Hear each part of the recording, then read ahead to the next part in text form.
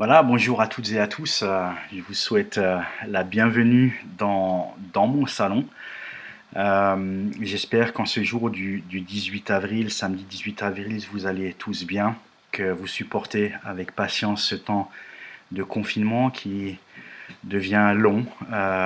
Mais voilà, nous sommes tous dans cette même épreuve et prions que le Seigneur nous encourage dans ce temps de confinement à trouver grâce et patience auprès de lui pour que cela se passe de la meilleure manière, puisque ce temps de confinement est donc prolongé jusqu'à, en tout cas pour l'instant, jusqu'au 11 avril, mais les choses changent assez régulièrement et voilà, on ne sait pas trop, c'est un peu l'inconnu, je crois. Ayons aussi de la compassion pour notre gouvernement qui essaie de trouver des solutions, qui voilà, fait face aussi à certaines difficultés, des failles, mais ne leur jetons pas la pierre, mais prions pour eux, pour qu'ils puissent voilà, diriger avec l'aide du Seigneur cette nation. Euh, voilà, donc je vous souhaite vraiment la bienvenue dans ce temps de partage avec moi. Comme je vous avais proposé et promis de partager quelques méditations avec cet outil vidéo que je ne maîtrise pas, mais voilà, il faut s'adapter. On essaye différentes solutions, on découvre des nouvelles choses, on progresse dans des choses, et c'est une manière de vivre peut-être différemment la foi aujourd'hui et la communion fraternelle au travers d'outils que l'on peut avoir. On peut être reconnaissant aussi pour cela. Donc la méditation que je voulais partager avec vous, c'était le survol de l'épître aux Hébreux. J'avais pensé à cela lorsque nous avons partagé la célébration de la Pâque avec ce repas de la Pâque que Jésus fête en ayant en tête tout l'ancien système, toute l'ancienne alliance, l'Ancien Testament, avec, voilà, qui sont présents dans la tête des disciples lorsqu'ils vivent cela. Et j'ai eu à cœur de prolonger un petit peu la réflexion sur l'Ancien Testament et de tout cet univers, je dirais, que l'on ne connaît pas si bien que ça, puisque en règle générale, on a plutôt plus de facilité à lire le Nouveau Testament, qui est, on va dire, entre guillemets, plus digeste, plus compréhensible. Et puis l'Ancien Testament que on a plutôt tendance à mettre de côté ou de lire certains passages que l'on connaît très bien, comme Noé, la sortie d'Égypte, etc. Mais des livres comme le Lévitique ou l'Ecclésiaste sont des livres que l'on n'appréhende pas tellement et qui pourtant ont des choses extraordinaires à nous apprendre et à nous révéler. Donc je vous propose dans les jours qui viennent de méditer un petit peu sur l'épître aux Hébreux. Merveilleuse épître qui ressemble peut-être un peu à cela.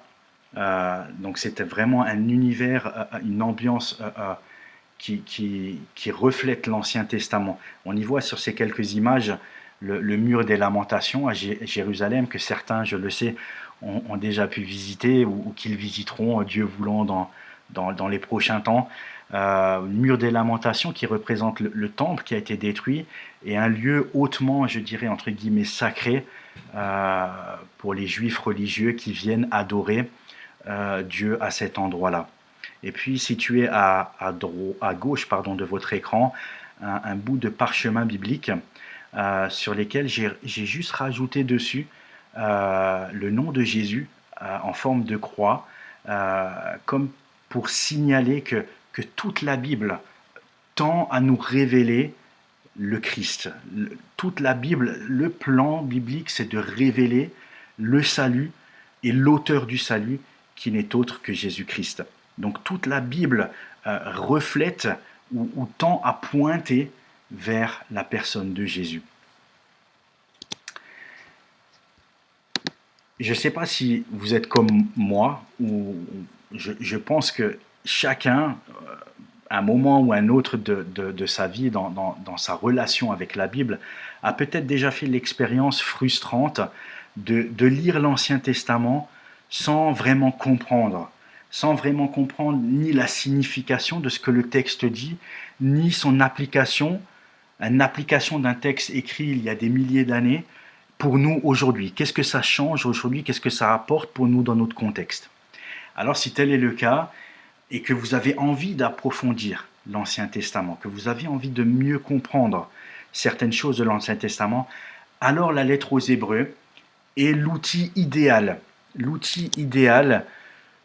pour mieux saisir certaines vérités de l'Ancien Testament. Et je dirais avec mes propres mots que la lettre aux Hébreux est le meilleur commentaire que Dieu nous ait donné lui-même pour mieux saisir certaines réalités de l'Ancien Testament.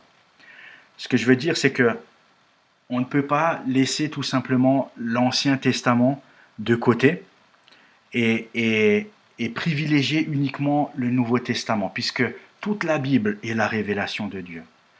Le Dieu de l'Ancien Testament est le même que celui du Nouveau. Il n'a pas changé. Il y a certaines choses, c'est vrai, dans l'Ancien Testament qui semblent choquantes et presque inadmissibles, mais ce Dieu-là est le même. Le Dieu de l'Ancien est le même que celui du Nouveau. Donc c'est pour cela que j'avais envie de simplement approfondir quelques notions de l'Ancien Testament avec l'aide de l'Épître aux Hébreux. Alors, avant d'étudier une lettre, un texte, un récit, un livre de la Bible, avant toute chose, il faut répondre à quelques préceptes. Pour bien comprendre, étudier un passage biblique, préparer une étude ou une prédication, il faut respecter quelques règles et étapes préliminaires. Avant d'interpréter, il faut observer. Il faut enquêter. Il faut enquêter comme un Colombo de la Bible, j'ai envie de dire, entre guillemets. Alors pardonnez-moi pour les plus jeunes, j'imagine que vous devez peut-être ne pas connaître ce personnage situé à gauche de votre écran, qui n'est autre que le lieutenant Colombo, qui durant des années est passé sur nos écrans de télévision, donc un célèbre enquêteur policier qui a toujours réussi à élucider les crimes et autres choses et enquêtes dans lesquelles il était responsable. Donc il faut observer, il faut enquêter pour pouvoir bien comprendre un passage biblique. Alors avant toute chose, avant d'essayer de comprendre et de donner une interprétation à un texte, comme je le disais, il faut répondre à quelques préliminaires avant. Le premier, c'est qui est l'auteur. Chaque fois qu'on lira un texte, on se demandera qui est l'auteur. Dans le cas de la lettre aux Hébreux, l'auteur, nous ne le connaissons pas. Nous ne savons pas exactement qui a écrit cet épître. La plupart des historiens pensent que ça peut être Paul, l'apôtre Paul, parce que les thèmes qu'il aborde, le vocabulaire, le ton qu'il emploie est assez semblable effectivement à celui de l'apôtre Paul. Mais ce n'est pas une certitude, ça peut tout aussi bien être quelqu'un qui était proche de lui ou quelqu'un qui a beaucoup étudié ses lettres et qui quelque part reflète un petit peu les paroles de l'apôtre Paul. On ne sait pas. La date de rédaction, on pense que la date de rédaction se situe aux alentours des années 70, à peu près après Jésus-Christ. Les destinataires, on le comprend, puisqu'il est dans le titre. C'est une lettre qui est attribuée, qui est adressée aux Hébreux, donc au peuple que Dieu s'est choisi. Le contexte sera toujours important. Il faudra toujours se poser la question, quel est le contexte? Dans quelle ambiance l'auteur a écrit cela? Quel était le contexte politique? Quelle était l'économie? Dans quel lieu géographique? Quelle était l'ambiance religieuse, culturelle? Toutes ces questions-là, il ne faut surtout pas passer à côté. Il faut prendre le temps. Alors vous trouvez ça surtout soit dans des livres d'introduction aux livres bibliques, ou alors les introductions, dans certaines Bibles, on les retrouve. Et c'est toujours important de lire ces quelques pages pour essayer de se mettre dans la peau, dans les baskets de celui qui a écrit le texte. Et aussi dans quel but, quel est le but de l'auteur lorsqu'il a écrit cette lettre. Toutes ces questions-là, il faudra les approfondir. Dans chacune de nos lectures, approfondir ces questions-là. Une autre clé que je vous propose, une clé de compréhension qui pourra nous aider dans la lecture que l'on fait de l'Ancien Testament, une clé que nous donne l'auteur de l'Épître aux Hébreux est la suivante, c'est la notion de typologie, la typologie biblique ou la préfiguration. Vous avez très certainement entendu à l'occasion de prédications ou d'autres études bibliques, on parle parfois de préfiguration ou de typologie. Si vous regardez les images qui sont situées à droite de votre écran, ça explique bien, ça définit bien qu'est-ce qu'une typologie ou une préfiguration. Sur la première image, on voit l'ombre du chandelier. Le chandelier qui vraiment symbolise tout l'Ancien Testament, le système de prêtrise, le système des sacrifices. Et cette ombre vient révéler la réalité des choses plus excellentes encore à venir, qui est la croix, qui est le Christ lui-même. Une petite définition que je vous propose, que je pourrais vous envoyer si ça vous intéresse. La typologie, qu'est-ce que c'est ? La typologie est une forme particulière de symbolisme. Un symbole est quelque chose qui en représente une autre. Et on peut définir un type, donc une typologie, comme un symbole prophétique, quelque chose qui annonce en ce qu'il représente tous un événement à venir. Et plus spécifiquement dans les Écritures, un type, ou une typologie, est une personne ou un élément de l'Ancien Testament qui préfigure une personne ou un élément du Nouveau Testament. Il y a une correspondance entre l'Ancien et le Nouveau. Un exemple, le déluge à l'époque de Noé, que l'on peut lire dans Genèse 6, verset 7, est employé par l'apôtre Pierre dans sa première lettre au chapitre 3, versets 20 et 21. Pierre va utiliser l'image du déluge comme un type de baptême. Vous pouvez lire ça dans 1 Pierre. Et donc un type de Christ est un personnage de l'Ancien Testament dont l'attitude ou les actes correspondent à ceux de Jésus. Ils viennent révéler Jésus dans le Nouveau Testament. On peut penser par exemple à David, qui préfigure Christ, ou Joseph dans l'Ancien Testament, qui est aussi un type de Christ dans ce qu'il va accomplir. Et on en retrouve de nombreuses illustrations dans l'Ancien Testament. Voilà donc une clé pour encore mieux comprendre lorsque l'on lit l'Ancien Testament. Je vous propose à présent de partager les quelques thèmes centraux, les thèmes généraux de la lettre aux Hébreux. Très probablement, il y en aurait d'autres, mais ceux qui me sont apparus à la lecture me semblent être les suivants. Le premier, c'est la prééminence de la parole de Dieu. L'auteur va faire souvent référence à ne pas négliger cette parole que Dieu nous a donnée. Vraiment, la parole de Dieu comme source essentielle de la révélation.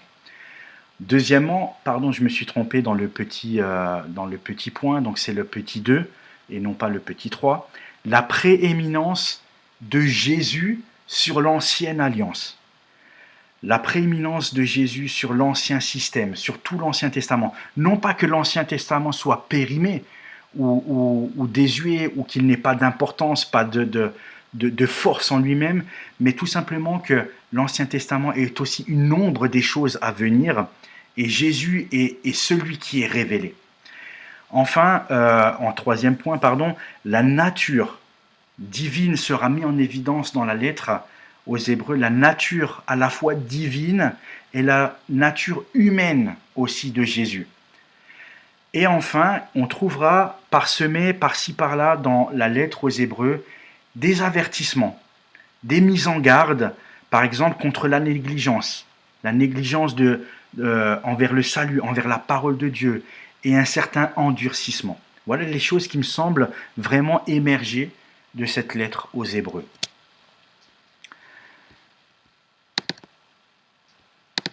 Je vous propose maintenant de faire la lecture de ce texte. On ne lira pas tout le chapitre, mais simplement les versets 1 au verset 6. Et je vous propose de l'afficher à l'écran, comme ça vous pouvez suivre avec moi.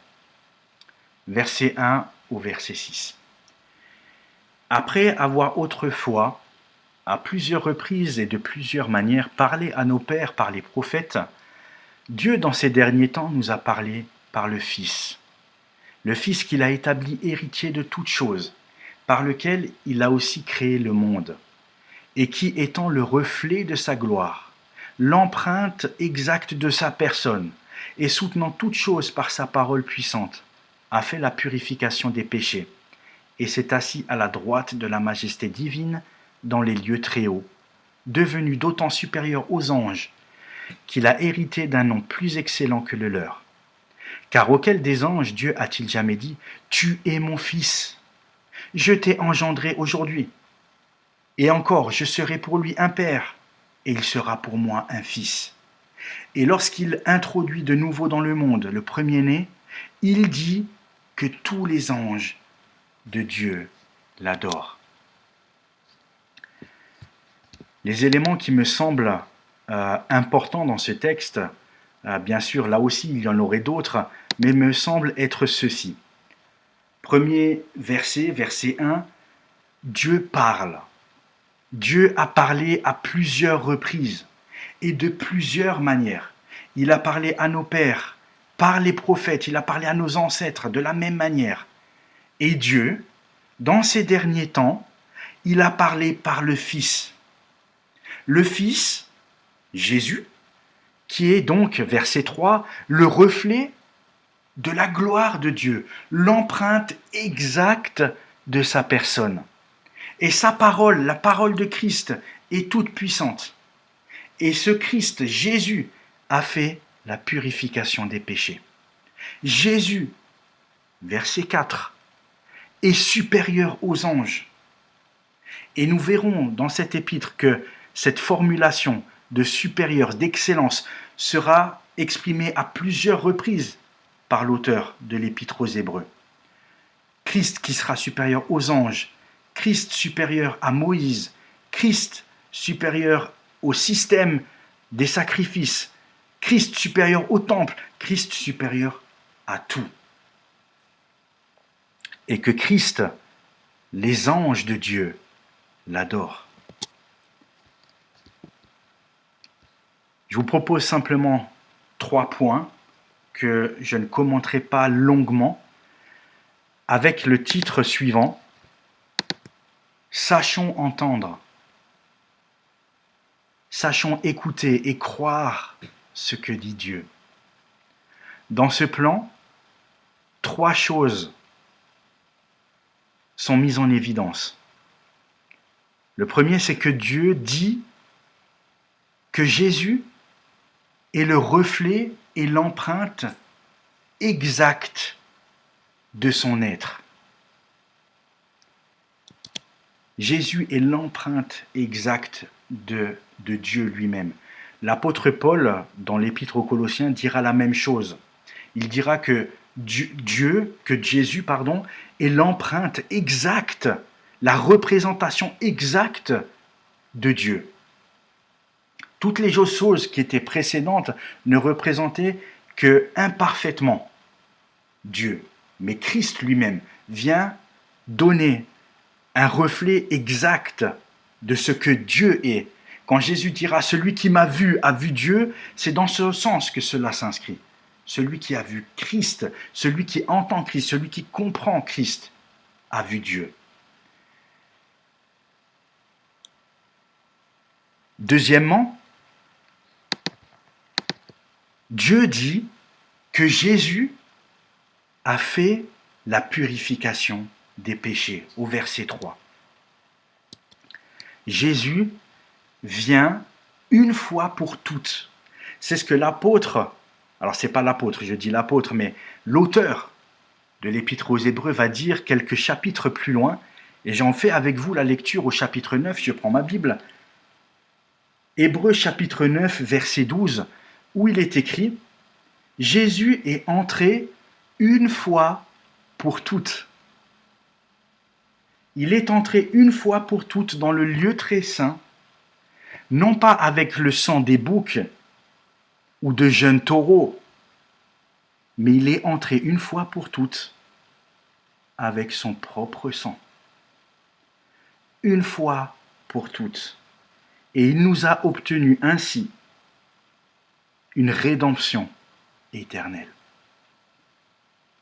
Le sacrifice de Christ a été accompli une fois pour toutes. Il est le sacrifice par excellence. Dieu dit que Jésus a fait la purification des péchés. Enfin, Dieu dit que Jésus est supérieur aux anges. Jésus est le tout suffisant. Je ne développerai pas très longtemps, ou même pas du tout, la question de l'angéologie, de la question qui tourne autour des anges, mais simplement pour révéler que ce texte-là nous rappelle que les anges même ont adoré Jésus. Et qui adore les anges? Qui sont là autour, les chérubins autour de Dieu, qui adorent le Seigneur? Ce sont les anges. Donc si les anges adorent Jésus, cela nous révèle que Jésus est plus qu'un homme. Jésus est l'empreinte exacte de Dieu. Jésus est Dieu. Et cela est révélé déjà dans l'Ancien Testament.